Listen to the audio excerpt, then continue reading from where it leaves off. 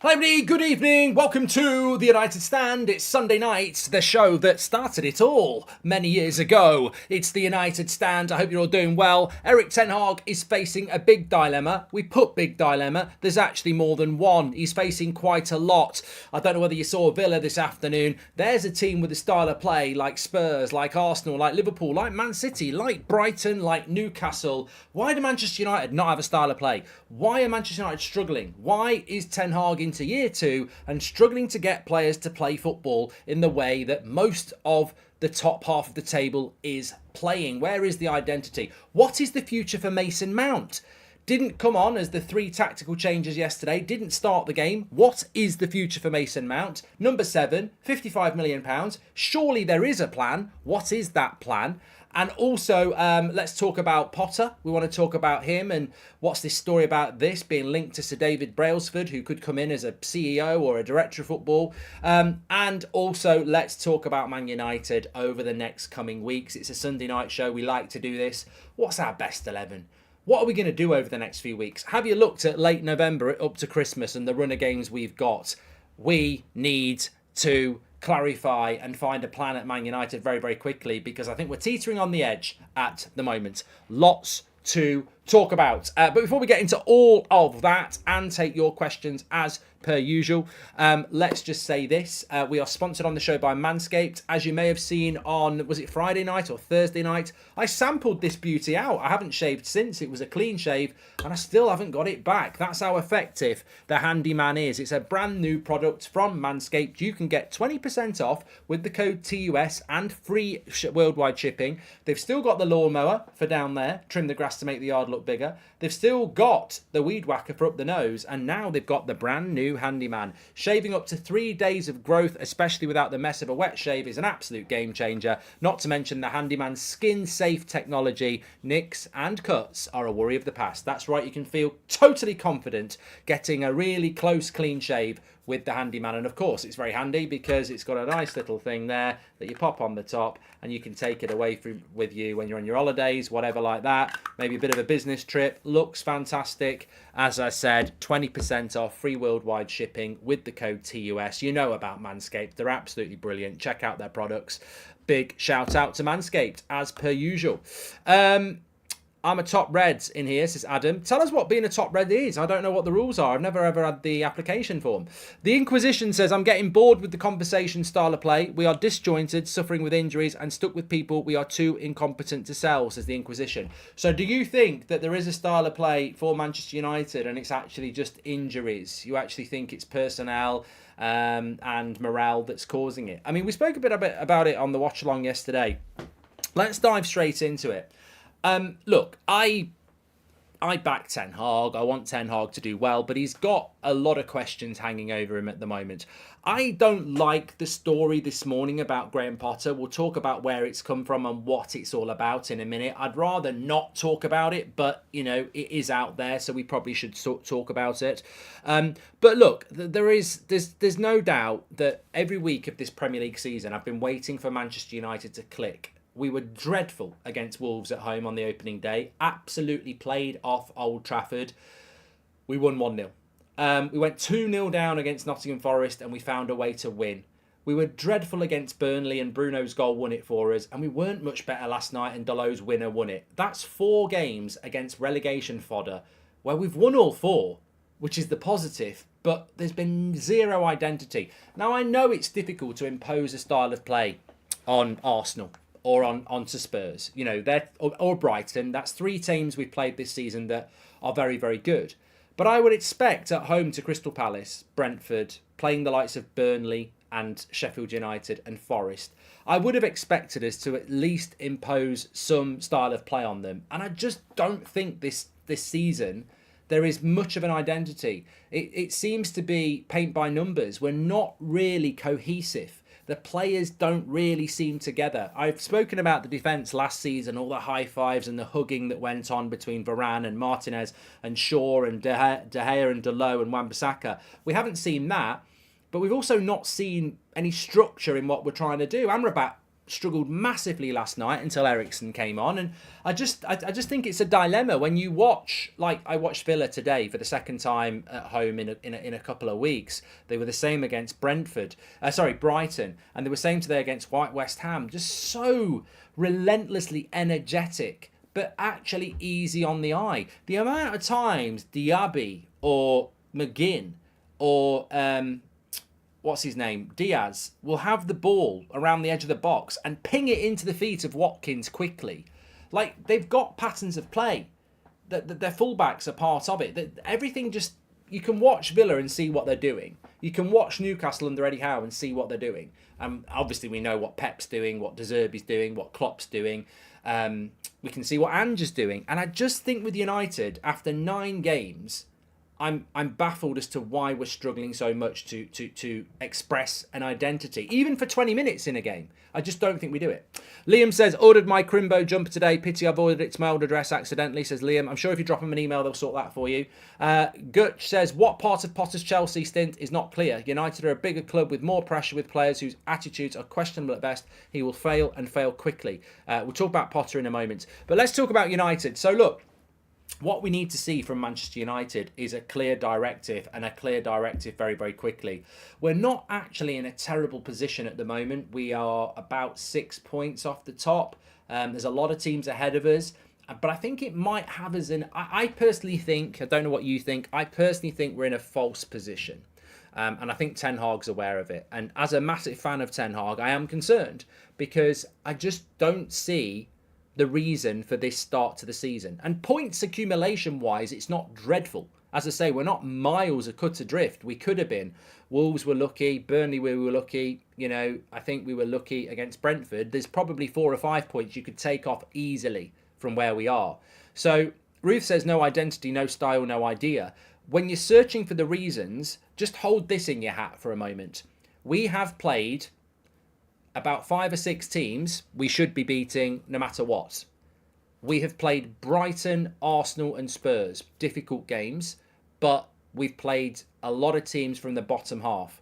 You look at our next run of fixtures. We've got City. Obviously, Copenhagen's a big game on Tuesday. We've got City next week, which is a derby. So, look, I'm not going to write that off. We've got City. Then we've got Fulham away, which in our current form is not written in stone. Luton at home, you've got to win that because everybody does it. Then after the international break, you've got Everton away. Current form, that'll be a tough game. Everton away. Galatasaray away, that will be tough. Newcastle away in the league, that will be tough. Chelsea at home, revitalised, that could be tough. Bournemouth at home, okay, I'd fancy that. Munich at home in the Champions League. Liverpool away, West Ham away, and then Villa at home. We've got some ridiculously challenging games coming up. We can win those games, but by Christmas, we could be mid-table. By Christmas, we could be in the top 4. But to be in the top 4, we have got to start playing better football, because I'm telling you now, I've watched most teams in this league in the top 10 3 or 4 times now, and they're all better than us. Crystal Palace beat us, let's be honest. I don't even know if they're in the top half now, but West Ham are better than us. I know they got beat well by Villa today, but West Ham are better than us at the moment. So it's all right, the Inquisition talking about the style of play. There may be reasons for it. I'm happy to discuss that 100%. There may well be reasons for the problem with the style of play and the way that we're playing at the moment. But trust me, we cannot keep playing like we did against Brentford and Sheffield United. We will not keep scraping 3 points. You can do it late on against Brentford when they're parking the bus and you can score 2 quick goals. You can score a worldie against Sheffield United because they're blunt up front. I mean, they're the opposite of Blades. They're blunt. But the reality, and they know that, they can't score goals. They should have scored, Sheffield United scored a penalty because Scott McTominay handled the ball. They never would have scored. Burnley couldn't score against us, but I guarantee you, a pound to a penny of shit. You play like we did against Brentford and Sheffield United and Burnley, you will lose. As we already have seen, Crystal Palace beat us because they can score goals. Brighton beat us because they can score goals. Spurs beat us because they can score goals. Arsenal beat us because they can score goals. The minute we start coming up against the Aston Villas, the West Hams, the Evertons, the Fulhams, they've got players that can put the ball in the back of the net in this league. Burnley and Sheffield United ain't used to doing it. So Forest scored 2 goals against us at Old Trafford. So we can't keep scrapping our way through. We've got to. Ten Hag's big dilemma is he's got to find a way to start playing good football, because so many people in this league at the moment are playing good football. How he does that? Well, first of all, he's got to solve whatever problem's going on. I'll give them last night, because you know what I found yesterday was really, really odd. It was an odd day. And obviously the passing of Sir Bobby impacts all United fans, and you have to say it's going to impact the players. I mentioned it during the game that, I remember, I think it was the 50th anniversary of the Munich tragedy, so it'd be 2008. Ronaldo definitely played, and they wore those red shirts that were just red with a white V-neck on it. And Man City wore a blue shirt with a white V-neck on it. And it was at Old Trafford, and it was like, there's no way we can lose this game. And this wasn't when Man City were even billionaires. And I'm pretty sure we drew that game or we lost that game. Someone in the chat will know. And you're like, how? How do you not win that game of football when it's the 50th anniversary of the Munich tragedy? We lost 2-1, says Dan. And that's what I mean about last night. We were crap against Brentford, we were crap against Burnley, and we were crap last night. But I will give that and say, emotionally, sometimes those things can happen. But away from that for a moment, in general this season, we're not going to keep getting away with Wolves playing us off the park and winning. We're not going to get away with Burnley playing us off the park and winning against better teams. And there are hard games to come. It's funny, I've got some Villa mates, and they were messaging me about an hour ago saying, I wish we were playing you next week. And I was like, why? And they were like, because we'll beat you, but by the time we play you at Christmas, you can guarantee you'll be playing well again. And that's the perception of Manchester United at the moment. Teams want to play us now because they know they'll beat us now. And maybe at Christmas we'll be better. I certainly hope so. But that's the dilemma that Ten Hag's got. Even Villa fans want to play us now because they know they'll beat us, but they're worried in a couple of months we might actually start playing well. So that's the solution. We've got to start playing well. How is he going to do that? We went on a fantastic run of great results last season. There is no reason that this team cannot turn it around. I agree, Jordan. And Mark, how much time can you give Ten Hag? Still no patterns of play, create unnecessary, like replacing the keeper. Ronaldo and Sancho were holding 5 to 6 easy next week. Well, I disagree with that, Jay. I've lost count of the times in the last few years where Man City are going to absolutely batter us at Old Trafford, and it doesn't happen. I know it has happened, but it didn't happen last season, and it didn't happen all the time. I think we can do that. But look, what I will say is that he's got to establish his best 11 and quickly. And, I get it. Like, I don't want to talk about last night because it's not fair, but let me go back to the Brentford game. After the Brentford game, a lot of people said McTominay's got to start and Garnacho's got to start, right? Quite rightly. Garnacho didn't start, but McTominay did. McTominay didn't play particularly well last night, and I think a lot of people went, yeah, he's probably more of an impact player. I think Ten Hag's got to stop doing that. I think he's got to stop picking players because they did something for him in a game. Now, I agreed with it last night, but if we're going to start playing better football, you can't keep changing the team, is my point. And I think the team changes a lot because of injury. Like, no Luke Shaw is a blow, no Wan-Bissaka's a blow, no Martinez and Varane is a blow. It is. You can't do anything about that. So you put together a back four. I get that. But he's got to be... The problem with United is not really conceding goals, is it? That's not really our problem. I know we have conceded a few this year. We're not scoring enough goals. We're not creating enough chances. He's got to hit a plan and stick with a plan ASAP. I think there's too much change.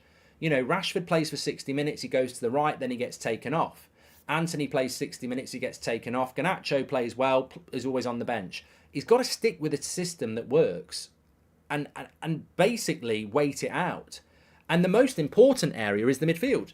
Do you know, and this is the big dilemma, he's got to sort the midfield out. What is the midfield for Manchester United? Now, many people said Casemiro was the problem.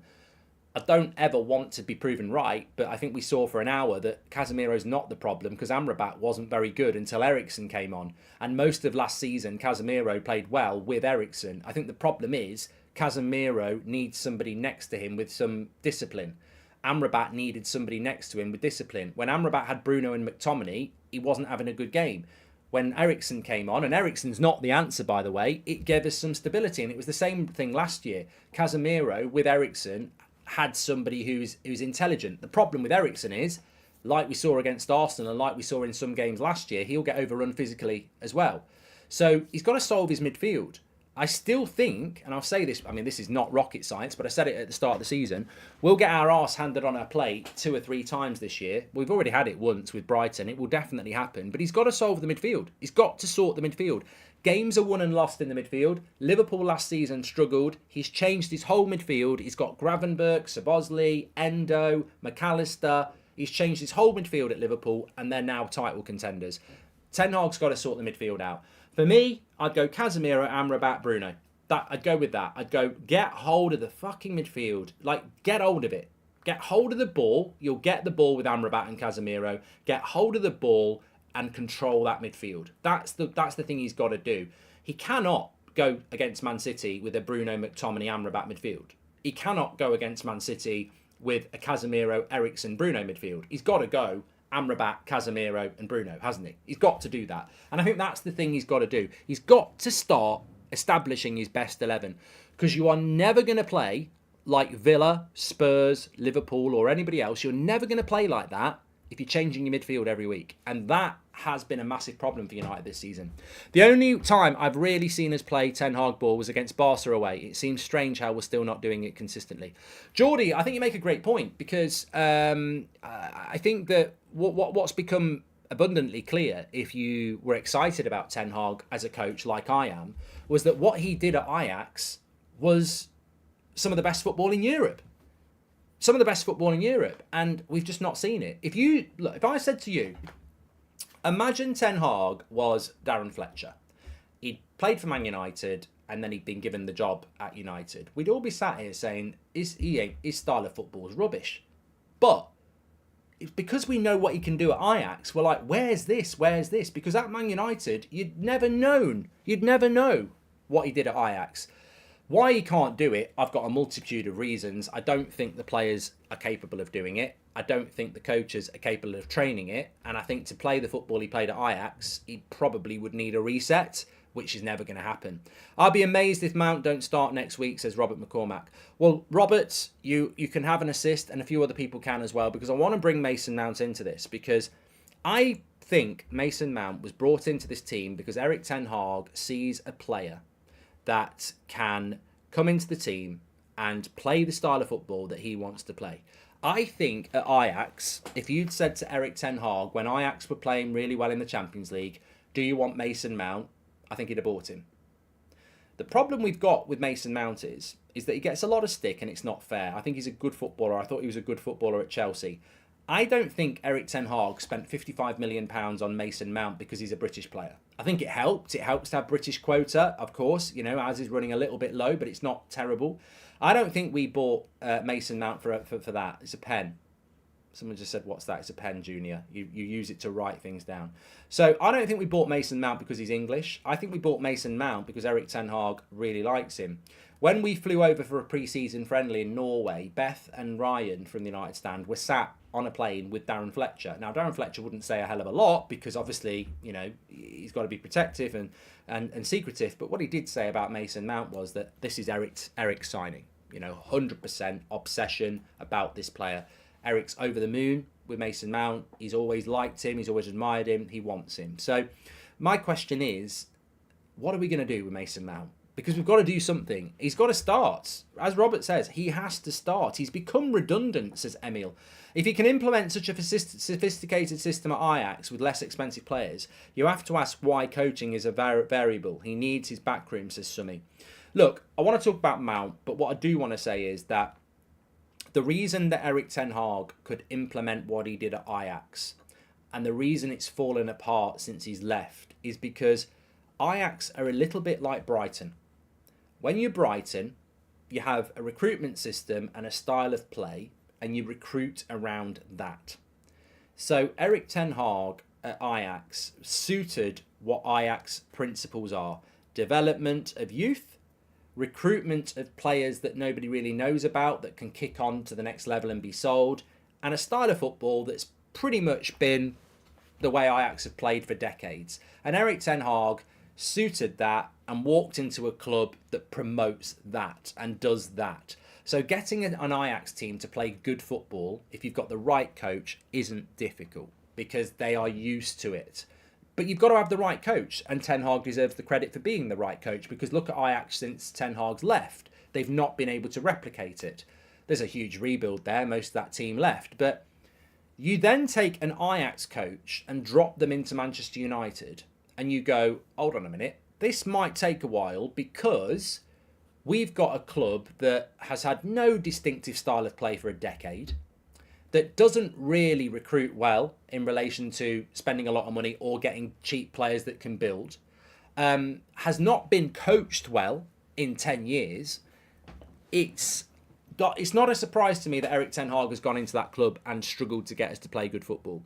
Hypothetical, if offered 100 million plus for Rashi, would you sell, says Close. Lewis, welcome to the Members Club. I don't want to answer that, Close, because I like Rashford and he's not going to get sold. And you start saying you'd sell Rashford and you get taken out of context. I mean, obviously, if somebody offered £100 million for Marcus Rashford, United might be interested. I wouldn't blame them for that, but it's not going to happen. And I think Rashford's here for the future. I think he's a good player. I want him to start playing well. From academy level, Ajax players are taught to play that style of football, which also helps his teammate. Well, exactly. I remember speaking to Ben Foster at the start of last season, and he said 18 months before United even start to playing good football, which I thought at the time was a long time.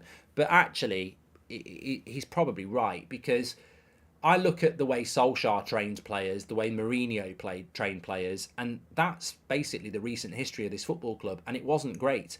And what a lot of people don't realise is that Erik ten Hag brought Van der Geeg with him, but he didn't bring the entire coaching and scouting network from Ajax. It would have made his job a lot happier if he had, and he hasn't. A lot of the coaches that Ollie had are still here with Ten Hag. So not only has Ten Hag got to train players in his style of play, he's got to train coaches in his style of play as well. And I don't think a lot of people realise that. So to get Man United, I know why we don't play like Ajax. It's very obvious to me why we don't play like Ajax. We've got a coach that wants to play like Ajax, but he hasn't got the coaches or the players to do it. And so it's completely logical. Weirdly, I think Mason Mount's a player that he thinks can play in the Ajax way. But the problem is, the reason Mason Mount's not working is because we can't play in the Ajax way. But I think there's a player in Mount that Ten Hag thinks can do it. But we aren't a team that can do it. I mean, Mason Mount's a lovely player when he's on it. You know, he's great on the half turn. He's lovely at laying off the one touch and move. The ridiculous thing is, Jadon Sancho in his prime Dortmund form would be a good Ajax player. But we don't play. I've played the game. You've played the game. You know, I don't know whether you've ever played even pro clubs. You know, when you're playing a game or you're playing pro clubs or whatever, you know, when you're playing and you want to play one touch pass and move. You want to play in triangles and move the ball forward, and then you give it to someone who whacks a 40-yard ball or shoots or takes people on. There's nothing more frustrating than being in a position with the ball, playing a pass, getting it back, moving up the pitch, and you're moving really, really nicely, and you're moving the opposition out of position, and you're moving up the pitch, and you think there's a chance coming in a minute. You lay it off to your number 10, and then you want it back, or you see another pass, and you make a run. They turn and hit it from 30 yards, and you go, what the fucking hell am I doing here? And I do feel that Ten Hag, Mason Mount at the moment are feeling a little bit like that. He's bought a player to play the style of play he's projecting and wanting to bring, and it's not working at all because he hasn't got the players to actually make it work around what he wants to do. But I think he sees Mason Mount as a player of his future system. But at the moment, we're not playing that system. A lot of people think Ten Hag is simply a mid-table Premier League manager and that Ajax are just the Dutch Celtic, so winning anything isn't really impressive, which is total bollocks, Jack, as you know. Why wouldn't United just get a Premier League manager after Rangnick, says Jonathan? And Ajax might get relegated this season. This Ten Hag is a good manager. He was able to get them to Champions League finals, says Timon. Look, there's absolutely no way that Erik Ten Hag's not a great manager. I think he's a great manager, what he's done. I mean, great might be a bit hard, a bit over the top, but I think he's a good manager. But as I've said before, if you did, like, I mean, this is almost like X Factor, isn't it? Imagine Monday morning, what we're going to do is we're going to take Ten Hag out of Manchester United and Pep out of Man City, swap them over, and then Pep will manage Man United for a week and Ten Hag will manage Man City for a week, and they'll play each other at Old Trafford on Sunday with Ten Hag in charge of City and Pep in charge of Man United. What do you think would happen? I know what would happen. Ten Hag's Man City would play really good football and beat Pep's Man United, who can't get them to do what he wants them to do. A bit like wife swap, says Joy. Muppet, welcome to the Members Club. I would love to see that happen because I guarantee you Pep's Man United would win, says Braindead. How the fuck is that going to happen? How is Pep Guardiola going to make Man United beat his Man City? Never going to happen. Because Ten Hag would go in there and talk to players that already know how to play the style of football he wants. Pep would go into Old Trafford and Carrington and say, I want to play out from the back, I want to pass in triangles, I want to press high up, and the players wouldn't be able to do it. So, yeah, it wouldn't work. Pep Guardiola is not Harry Potter. And this is what I mean about Ten Hag's struggles. He cannot get these players to play the way he wants to play because nobody can get those players to play that way. They're not that style of player. He's inherited players that wouldn't play for Man City. I mean, even A-star players that I like, Marcus Rashford, Bruno Fernandes, wouldn't get in Man City starting 11. They wouldn't get in. So that shows you that Rashford and Bruno aren't Brighton, Man City type of players. So they're probably not Ten Hag, Ajax type of players either. He's got a lot of good players, but we've got a manager that doesn't suit a lot of the players that we've got. And that's the dilemma that he's got. Mason Mount probably suits the way that Ten Hag wants to play. How does he fit Mason Mount in? Another big dilemma. £55 million, number 7 shirt, status signing, whether you like it or not, status signing, number 7, 55 million quid, Ten Hag's obsessed with him, absolute status signing. We're playing rubbish against Sheffield United. He makes a tactical 3-sub change, none of which are Mason Mount. So yesterday, Ten Hag doesn't start Mason Mount, who's fully fit, and doesn't even bring him on in a 3-sub change the game desperation move. Where does Mason Mount fit into this team then?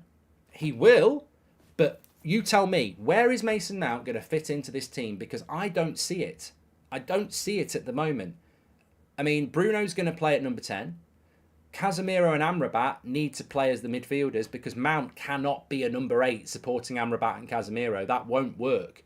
You can't put him on the right wing. Maybe that's where I think that the experiment would only be viable if you swap them for 6 months, not 1 week, says Tom. He's going to bottle it next week and either play Amrabat left back to get his front 6 in or keep Casemiro on the bench and say he ain't ready, says Robert.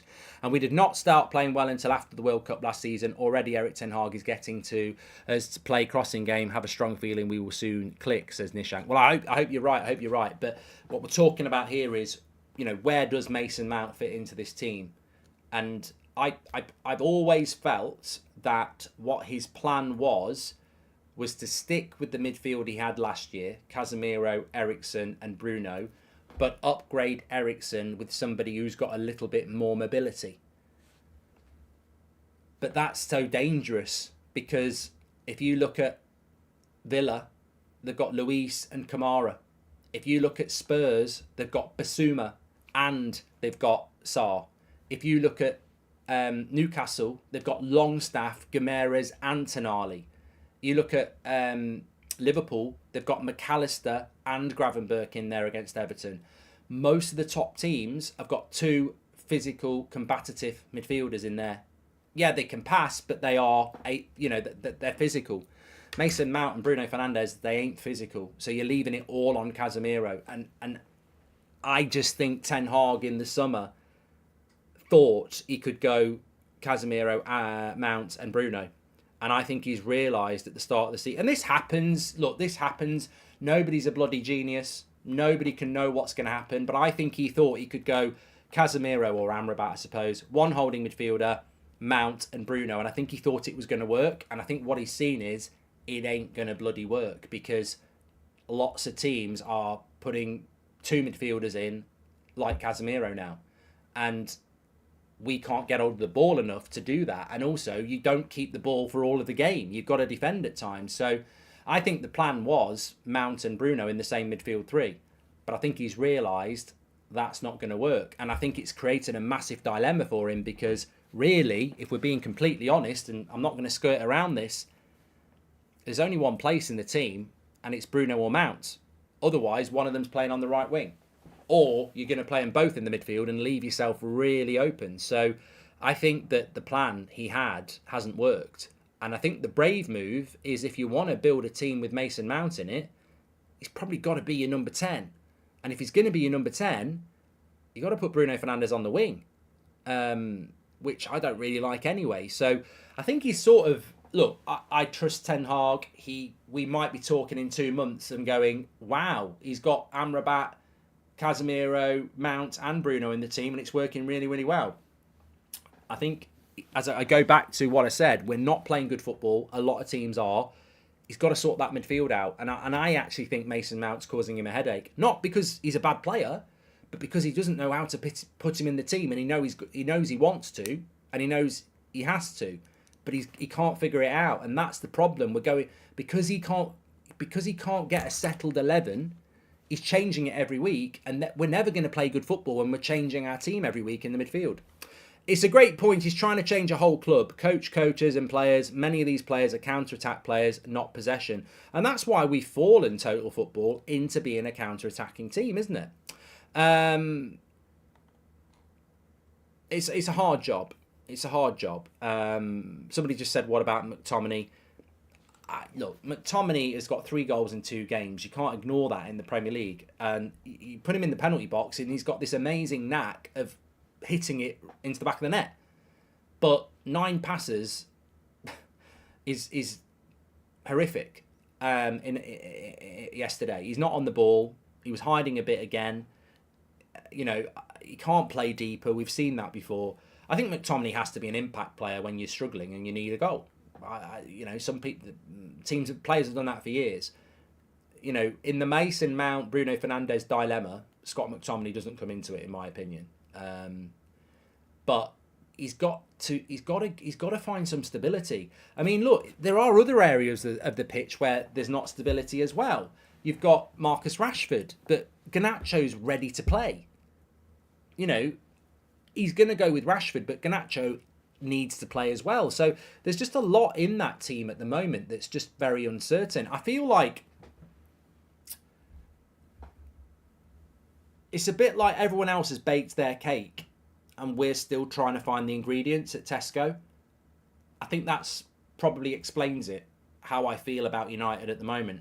There's a bloody good cake there. You just need to decide what your ingredients are. Because at the moment, no one can taste the cake and enjoy it because you haven't even baked it. And everybody else, the Spurs and the Villas, they're doing great at the moment. Everyone's saying, what a cake that is. Looks good, tastes good, well done. United, we just haven't decided on the ingredients to bake the cake. It's like it feels like pre-season to me with United at the moment. You know, and the performances reflect that. Like even last night, Brentford, I don't want to use the word scraping because they're wins, but we're finding a way to we're grinding out wins, aren't we? We're grinding out wins, and we're sort of looking back at the game and going, there's nothing to take from that positive wise apart from 3 points. There was nothing in that game that made me go, right, let's take that into the next game. Not even the 11 last night. We won the game, and I'm like, I don't think that can be the 11 again. Like, I'm all about, you know, some managers are out keeping a winning team. We can't really do that. So I just feel like I don't think we ever left pre-season. I don't think we've really established what our best 11 is, what our system is. There will be a big change in United when Luke Shaw's fit as well, and Wan-Bissaka and Martinez. It will change us. But I don't really think defence is our problem anyway. I don't think defence was our problem. Well, defence was our strong point last year. So I don't think defence is the problem. I think we're just not playing good football. And I think he needs to find a way out of doing it.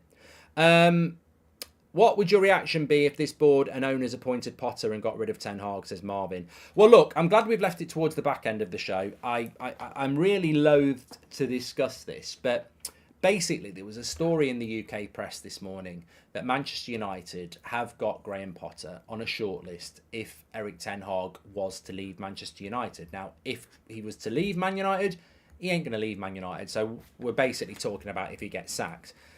The reason Graham Potter has been mentioned is because Sir David Brailsford, who works closely with Sir Jim Radcliffe and is expected to come in Manchester United and manage a lot of things, is a big admirer of Graham Potter. So that's the story. Two things. First of all, what % club for Paul Mitchell, says Carl. I think Paul Mitchell will come in as director of football, yes. We're looking for the eggs to put it together, says Calvin. To bind it all together, yes. I actually like Graham Potter. I liked him at Brighton. I thought at Chelsea he was treated ridiculously badly. I personally think Chelsea fans just didn't want Graham Potter, and that was what happened to him.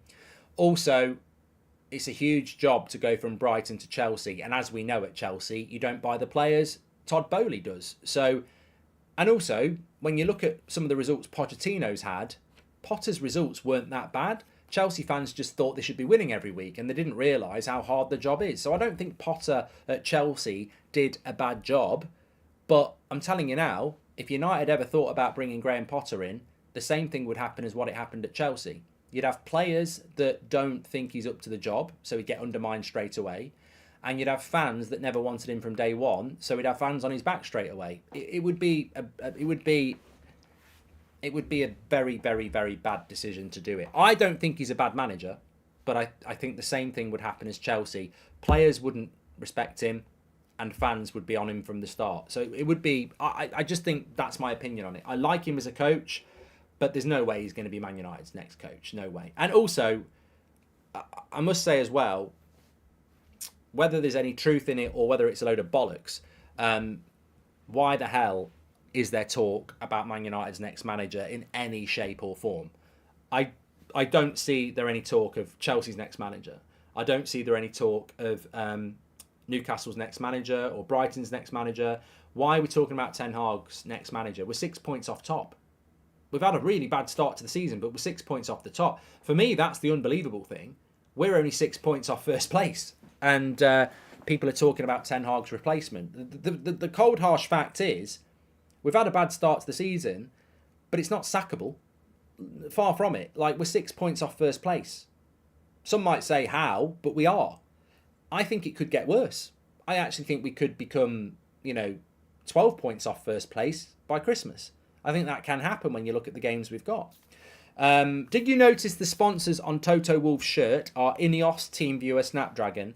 The signs of Jim's partnership were there all along. We got played, says Zion. Mate, well observed, but what did I say when we were doing deals and shirt deals with people and appointing people?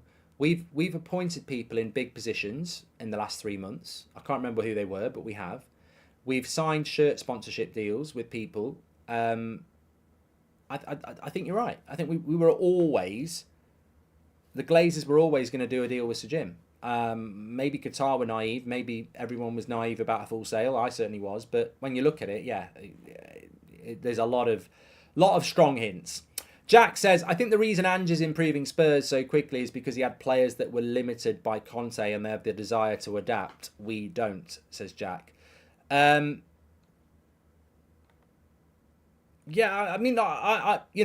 very rarely get sort of stumped, but I am sort of, that is something that I find hard to justify. I mean, I know I've spent a lot of time tonight justifying why we are where we are, but how I understand why De Zerbi went into Brighton and they played really, really well, because Brighton's recruitment and ethos was the same under Potter as it is under De Zerbi. They were buying players that no one heard about and turning them into 50 million players under Potter. They were playing good football under Potter. It's slightly different under De Zerbi. I would argue it's slightly better, but the blueprint was there for Brighton. The Spurs one, I can't really figure it out, if I'm being honest. I'd have to know, what's gone on, because Spurs had at least 3 years of boring football, defensive football, whatever you want to call it, Mourinho and Conte.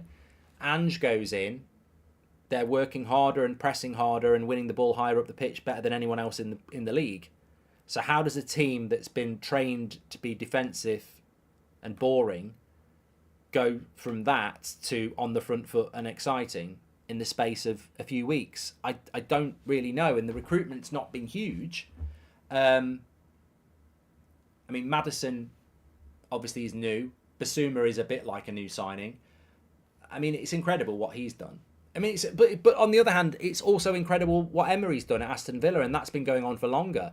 He took over a Villa side that was down in the bottom half under Gerrard and terrible. He didn't even have a pre-season. He didn't even have a transfer window, really. And Villa, from day one, went on an incredible run. And then he's kept it going this season with a really good style of football. So, yeah, look, if I'm honest, I think it points to bigger problems at Man United than there are at Spurs and Villa. Because it's not impossible for a manager to go in and change the style of football and get them running very, very quickly. Ange's done it at Spurs, Emery did it at Villa. Are the expectations less? Are the players easier to deal with? I mean, these could be reasons. But look, I would also say there's no way Ange is going to get that Man United side to play like Spurs. And there's no way that Emery is going to get that United side to play like Villa. I think that's the problem. Why is it we struggle to adapt? And that's the million-dollar question. I could throw out a few reasons. You could say it's the mentality of the players. You could say it's the limitation of the players. You could also say it's the limitation of the coaches. Maybe the players are capable of doing it, but we haven't got coaches good enough to implement it. But there's that. Look, you know, if I was Sir Jim Radcliffe coming into that football club, which looks likely, I'd be listening to conversations like this and I'd be going, why is it Spurs under Ange can do that really, really quickly? Because I want to do that. Sir Jim Radcliffe wants to get things done quickly. So if I was Sir Jim Radcliffe, I'd go, why is it Spurs play park the bus boring football for 3 years, and in the space of 3 months, Ange has got them playing really exciting football and they're top of the league? Why is that? And why is it at Man United, Erik ten Hag's been here for, over a year and we're still not playing good football? So why is it that Ten Hag can't do it in a year, but Ange can do it in 3 months at Spurs? And I'm not having a pop at Ten Hag. I just want to know what's limiting him. It's a really big question, yeah. We're really going to become British Bias FC with Sir Jim, says Jims. And do you think that this suggests Ten Hag's style of football demands more speciality than other managers like Emery and Howe, says Ben. Look at Ange's record with Celtic and previous clubs, says Tom. Look, I go back to what Sumi says. If Ten Hag can implement the style of football that Ajax had, he can implement it here. But I'd love to know what the barriers are stopping it. Because even though last season was a good season, I got tired of the likes of Robert McCormack and many other of you saying, look, good season, but the football needs to be better next year. We had a good season. We qualified for the Champions League. We won the Carabao Cup. But in the main, the football wasn't very good. So, we were reliant on a strong defence in moments. So this season's meant to be about good football. I think Ten Hag agreed. I think that's why he brought Mason Mount in. But we're not seeing it yet. And it cannot be just because of injuries in the defence. They've got the players there, says Calvin Stewart. Yeah. I mean, you know what? We'll never know this. But we'll never know this. But Sir Jim Radcliffe needs to know this. If I was Sir Jim Radcliffe and I was the owner of Man United, or whatever he is going to be, I would get Erik ten Hag in a room and say, it doesn't leave this room. It doesn't leave this room, Erik. I will take responsibility for what needs to be done, but it will never come back to you unless you want it to. But please tell me, position for position, what you would do with these players and why we're not playing good football. Because if at the end of this conversation you tell me that Højlund, Rashford, Anthony, Bruno, Mount, Casemiro, Amrabat, Shaw, Varane, Maguire, Lindelof, Martinez, Wan-Bissaka, Dalot and Onana are good enough to play the system that you want, then my question is going to be back to you, why aren't they? But if you tell me 6 of those players are good players, I like them, but they're never going to play the way I want, then we've got to have a conversation. And I would just ask Ten Hag that. I would say, look, are these players... You can't ask him in a press conference because he won't be honest, and he shouldn't be honest because he's going to throw his players under the bus. But So Jim Radcliffe, if he is coming into the club, has got to sit Ten Hag down and say, I want to know why we're not playing like other teams. So is it that we've got really good players that don't suit your system? And as I've said before, if an example, if Pep Guardiola had the choice between Matoma and Rashford, he'll take Matoma, because Matoma plays in a system similar to Brighton, to Manchester City, and Marcus Rashford isn't the sort of player that plays like a Foden or a Grealish or a Silva or a Mahrez or anybody else they've ever had there. Marcus Rashford's a brilliant player, but he's not a Man City system player, is he? And we might have that problem at United. We might have really good players that never in a million years are going to suit the system that Ten Hag wants to play. And that becomes problematic. Rashford's only an example because you could say he's a better player than Matoma, but Pep would choose Matoma, I think. But on the other flip side is, Erik Ten Hag loves Marcus Rashford. He signed him on a long contract, so he obviously thinks he can play in his system, which then leads you to go, well, if people like Rashford and Bruno are loved by Ten Hag, how is he ever going to play like Man City or Ajax? And then we've just spent an hour trying to find a solution to something that we don't have a solution to, because I don't think you can play like Man City, Brighton or Ajax with Bruno Fernandes, Marcus Rashford in your front four. And I love those players, but I don't think they can play like Man City. And I don't think Pep Guardiola would pick either of them. I don't. So what's the plan with Ten Hag? Maybe we're not going to play the style of football he had at Ajax. Maybe the plan is to play some strong defensive, quick transition style of football. I don't know. But he's got to find a solution quickly, because the way we're playing at the moment is going to end badly. We've got to find a system that can go toe-to-toe with the likes of Aston Villa, Spurs, Brighton, Newcastle, Arsenal, Liverpool, Manchester City, and very, very quickly. I mean, next week in the case of City. Bruno goes on the international break and is world class. That says everything. Multiple assists and goals. Sad to say, but United is the problem, says Neg. Well, yeah, you might be onto something there. I mean, this is why I don't care about international football, because Bruno was good on international break. Rashford scored a really good goal and looked good on international break. But international football is slower than domestic football. And regardless of that, I don't care what they do for England and Portugal. I care what they do for Manchester United. So, that's where we're at with that. You are right. We ain't, says Calvin Stewart. Thank you. Well, look, as always, I always enjoy the Sunday show because it delves into things a little bit more in depth. And I don't think any United fan can sit back at the moment and say that things are going well. And I don't think that this can continue, because I think we'll start losing more games. You can't keep grinding results out, playing like the way that we are. A Manchester derby, we could win that. We don't even need to play well to win the Manchester derby. The Manchester derby can be just on pure vibe and passion. I don't know what people are talking about. We're going to get our arse wiped in the Manchester derby. We could do. Man City are better than us, but in a Manchester derby, I remember in the late 80s and in the 90s, City was shit and they still beat us. And we had brilliant teams there. So, look, I'm not particularly saying that we need to be playing brilliant football to beat Man City, because I think it's a derby, but we've got to start playing better soon, because if we don't, then in a way the last two wins are papering some very big cracks that could reopen any game. We've got to improve, and the only way to improve is to play good football that is competitive against the big sides. We're capable of doing it. He's got to find a way of doing it quickly. Mark, opinion on City fans chanting about Sir Bobby, says Domingo. Well, I'm not aware of it. I'm not going to say what you've said. I don't know whether it's true. I don't like to talk about things that I don't have, evidence that it's true. But, they're not football fans if they're doing that, because I think the general respect that's been shown by a multitude of fans worldwide from all sorts of clubs has been incredible towards Sir Bobby Charlton, and they're not fans of any football club if people are singing bad things. They're just a word that begins with C and ends with NTS, and there's a U in there as well. But look, at the end of the day, right, it's a bit like abuse, isn't it?